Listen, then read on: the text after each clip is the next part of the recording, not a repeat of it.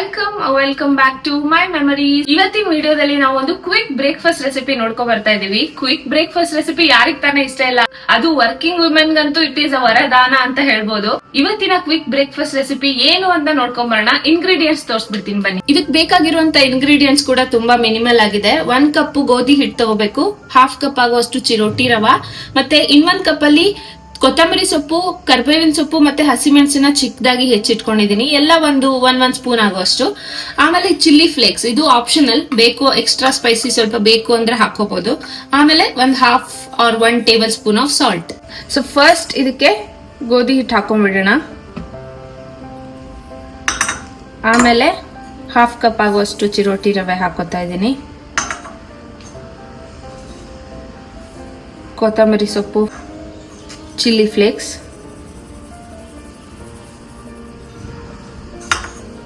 And salt. ಇದಕ್ಕೆ ಸ್ವಲ್ಪ ನೀರ್ ಹಾಕೋತಾ ಇದ್ದೀನಿ, ಗಂಟಿಲ್ದೇ ಇರೋ ತರ ಮಿಕ್ಸ್ ಮಾಡ್ಕೋಬೇಕು. ಇದ್ರದ್ದು ಬ್ಯಾಟರ್ ಕನ್ಸಿಸ್ಟೆನ್ಸಿ ಆ ಕಡೆ ನಾರ್ಮಲ್ ಉದ್ದಿನ ದೋಸೆಗೆ ಮಾಡ್ತೀವಲ್ಲ ಅಷ್ಟು ತಿಕ್ಕಾಗೂ ಬೇಕಾಗಲ್ಲ, ಅಂಡ್ ನೀರ್ ದೋಸೆ ಅಷ್ಟು ತೆಳುವಾಗೂ ಬೇಕಾಗಲ್ಲ.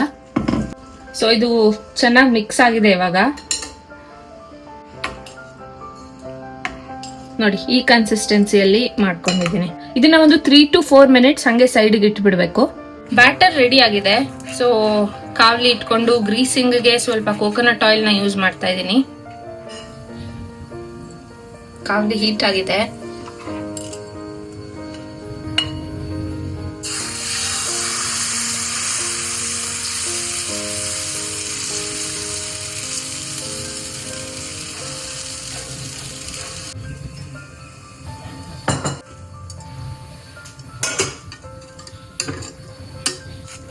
ಇದಕ್ಕೆ ಮತ್ತೆ ಎಕ್ಸ್ಟ್ರಾ ಆಯಿಲ್ ಏನು ಹಾಕೊಳ್ಳಲ್ಲ, ಸ್ವಲ್ಪ ಹೆಲ್ದಿ ಆಗಿರ್ಲಿ ಅಂತ.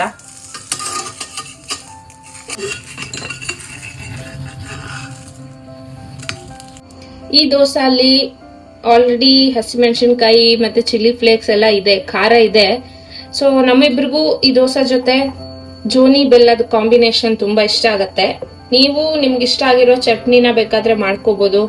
ಬಿಸಿ ಬಿಸಿಯಾಗಿ 10 ನಿಮಿಷದೊಳಗಡೆ ಮಾಡ್ಕೊಳ್ಳೋ ಅಂತ quick breakfast recipe is ready. ನೋಡಿದ್ರಲ್ವಾ ಈ ಕ್ವಿಕ್ ಬ್ರೇಕ್ಫಾಸ್ಟ್ ರೆಸಿಪಿನ ಎಷ್ಟು ಈಸಿಯಾಗಿ ಮತ್ತೆ ಹೆಲ್ದಿಯಾಗಿ ಮಾಡ್ಕೋಬಹುದು ಅಂತ. ಟೇಸ್ಟ್ ಕೂಡ ತುಂಬಾನೇ ಚೆನ್ನಾಗಿದೆ. ನಿಮ್ಗೂ ಇಷ್ಟ ಆದ್ರೆ ನೀವು ಟ್ರೈ ಮಾಡಿ, ಕಮೆಂಟ್ ಸೆಕ್ಷನ್ ಅಲ್ಲಿ ಹೇಗಾಯ್ತು ಅಂತ ತಿಳಿಸಿ.